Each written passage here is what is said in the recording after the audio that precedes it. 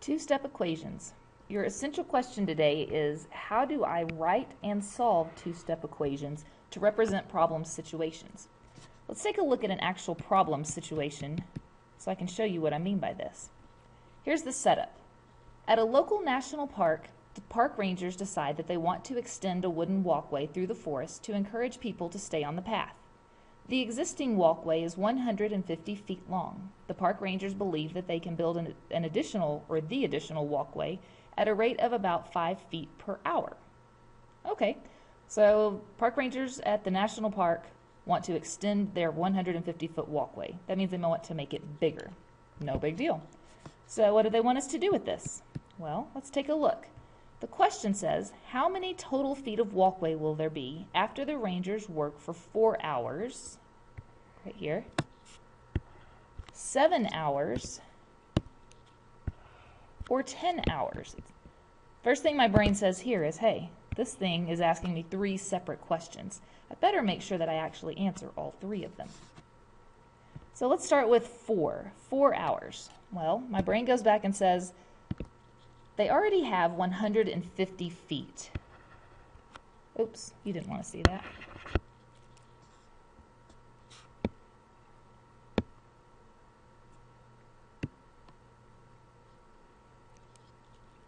The problem says that there are already 150 feet.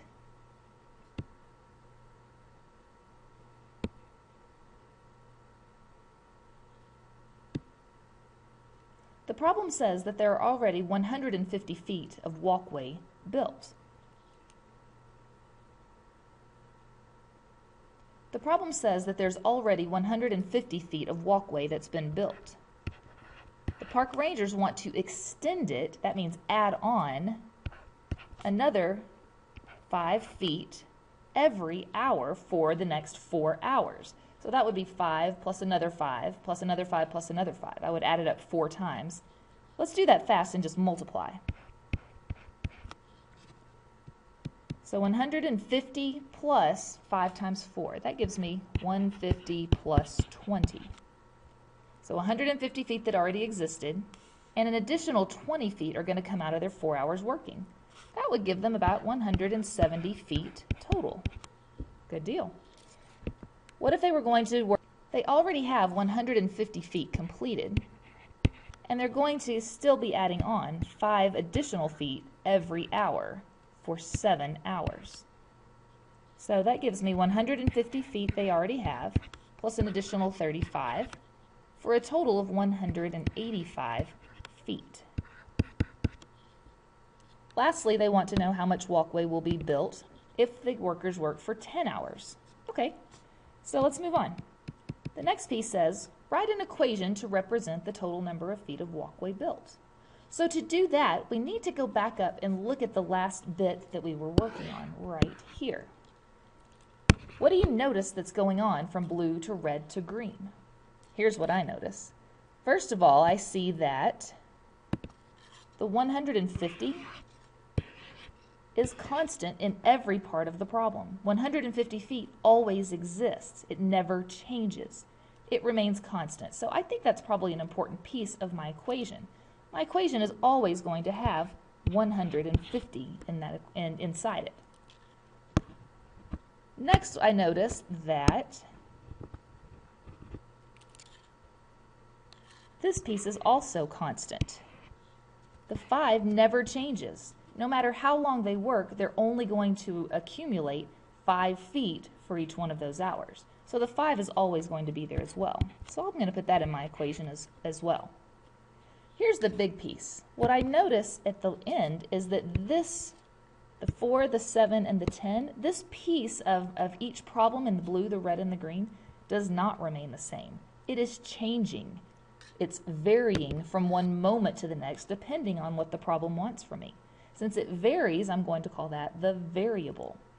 I'll represent it by using any letter that I like. X is pretty common, so I'm just going to use X. Lastly, I look at this 150 plus 5 times X, and I realize that I haven't done what they asked yet. They asked me to write an equation, but this isn't an equation yet. If you think about the word equation, it suggests to you that you probably needed to have an equal sign in there. So I'm going to put an equal sign right here. It could go at the end if you wanted to.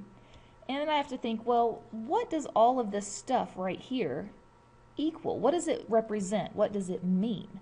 So I think logically in my head, well, there's 150 feet of walkway plus some additional walkway that's being built. That's a total. It's a total number of feet of walkway. So I can represent it by using something logical like maybe T for total. Okay, moving on one more time. Let's move on to the next piece. The last piece says, well, how many hours will the rangers need to work to have a total of 500 feet of walkway completed? Well, we can solve this probably just using our logic here. They're telling me that I have to get a total of 500 feet. And I already know from reading and working through part of this problem that 150 of those feet have already been built. So I don't really need to include that part in my problem. Well, at least I need to take it out so that it's not part of my calculation, right? So if I have 500 that I'm shooting for, and 150 feet are already built for me, I can just subtract that 150 off, and then I know that there are 350 feet left for these workers to complete. So then I think, well, if there's 350 feet left, and they can build at 5 feet every hour, I think, well, how I need to break that 350 feet up into hour increments. So let's take that 350 and figure out how many hours it will take by dividing it by 5. It leaves me with 70 hours. That's how long it would take for the workers to complete 500 feet of walkway total. Because 150 already exists, so they would have to work 70 hours to complete the remaining 350. What you don't know about this is that in this step right here, we actually just solved an algebraic equation. We solved a two-step equation, but we did it using our logic, which is great. I want to show you next how to solve a two-step equation using just symbolic manipulation. That's just big words to say do it algebraically, which is why you're here in this class. So let's flip over to the next page. You have a clean sheet now. Make sure you draw that division line because we'll do questions in just a little bit. And now let's look at the equation that we've just been working with. The equation we wrote was the total walkway was 150 feet plus the additional amount they built on. That's what that equation represents. The good thing about the problem is that as we read through it, they gave us some additional information. Anytime you're given additional information somewhere through the course of a problem, you probably want to use it. They told us this piece of information right here. They told us the total was 500 feet. That was what we were aiming for. So I'm going to take that T out. I'm going to put the number in its place, 500. Now they didn't tell me anything else about the problem. 150 is a constant, so it doesn't change. The 5 doesn't change, and they didn't tell me how many hours it was going to take. That's what they want us to figure out. So my job right now is to figure out what x is equal to. What number do I need to put in for x so that when I work all the math on this side, it will be equal to the 500? Let me show you how we did that.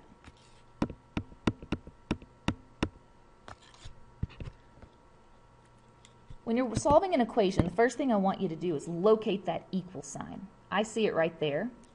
And we're going to draw a line, just a few lines down below it, to help us always keep straight the fact that we have two separate sides of our equation.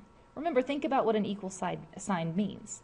Equality means that both pieces have to be the same. If this were a scale, then this side of the scale would weigh exactly the same amount as this side of the scale. That's what we want to aim for when we solve equations. The scale always has to be balanced. Think back for just a moment to the last page. When we were solving this logically, we knew that we already had 150 feet of walkway completed. So we wanted to remove that from the problem. In order to do that, we subtracted that 150. But remember what I just told you about equations is that they have to remain balanced. They have to be equal on both sides. Well, if I just made this side 150 lighter, then I better make the other side 150 lighter as well to make sure it stays balanced. What you'll notice here in this piece right there is I just did the opposite. I had a positive 150 right here, and to remove it, I just subtracted off the 150. If I do the math now, I'm going to read this from top to bottom. 500 minus 150 is going to leave me with 350. The next piece is the equal sign, which I'll bring along for the ride. Just write it right across that divider line and keep doing the math. 150 minus 150 is 0. And we didn't do anything to this guy over here, so let's just bring down the plus and the 5 and the x. We haven't dealt with them yet. When I read this black equation, it says that 350 equals nothing plus another 5x. In the future, we don't want to have to write that 0 because at this moment it doesn't mean anything to us. So we'll eventually get in the habit of just writing this piece because, again, the 0 doesn't mean anything. It's gone. It means nothing. So now I'm at this stage, and I'm left with 350 equals 5 times x. Remember, if you can't see the operator between the number and the variable, then it means to multiply.